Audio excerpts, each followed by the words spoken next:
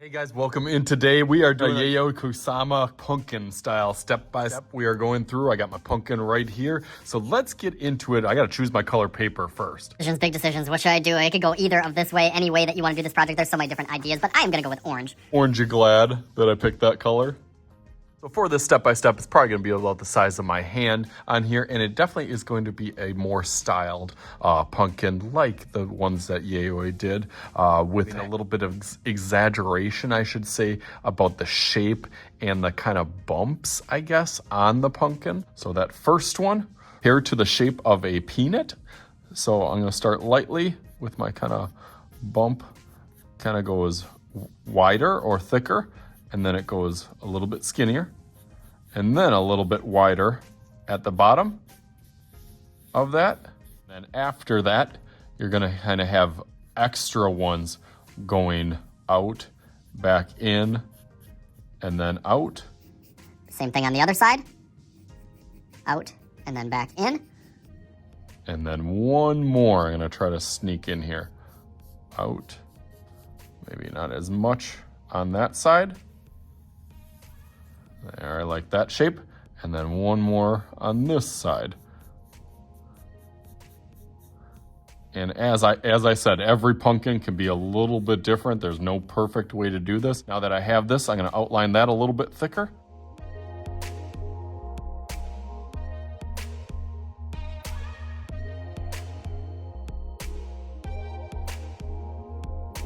Okay, that looks nice. You can see I kind of left open that top because that's where I'm going to do that stem. So it kind of starts out a little bit wider at kind of some of those angles. That'll kind of chop that edge. And then it kind of goes, sometimes it has a little curve over. And then it just gets capped with the top. I start sometimes doing a little bit more free with my designs to this just because I don't want to make it really perfect or too detailed, because especially with her style on these, they have a little bit more action kind of lines and almost like animated, like a cartoon style pumpkin. I really like this one. I'm going to outline this in a Sharpie, and then we'll start talking about the dots and black little tools that we'll get to for that. So let's go through that real quick.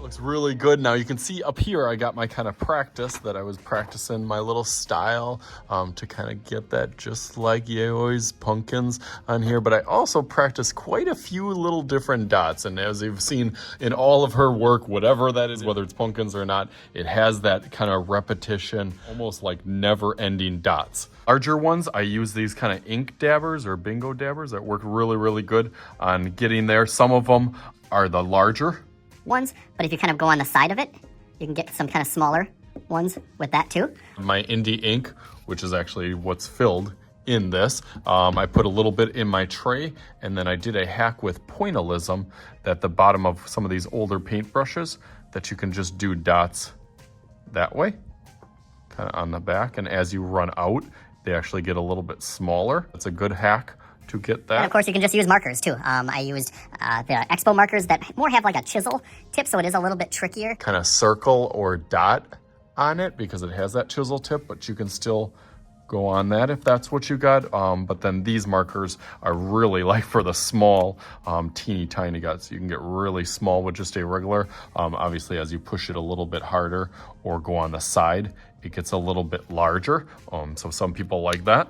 Next step is to fill in with dots however that you want it, depending on what grade level. My younger kids, I would stick to the larger dots and maybe kind of a medium one or a small one. More to my middle school kids, I'm going to really press their skills and craftsmanship with, as Yayoi did a good job kind of creating that almost like value with their dots, you know, from light to dark. And as it goes out to the edge, it almost creates that fading or like value scale. And then figure out how I'm going to do the background. That's kind of up to you, but we need some magic to happen. As long as I got a pumpkin, we might as well use the pumpkin. So just like this Boom. And double time. Okay, so how about that? I got two different ones. This one I cut out. You can see kind of the cool background on that one. And speaking of background, look at this one. Just as cool, did some cool funky kind of designs in the background. That was kind of her trademark. Feel that I tried to give representation as much as I can, and a shout out to Yayoi Kusama. Just the way that she kind of did and designed, like, and it was so intricate and detailed. As I was doing this,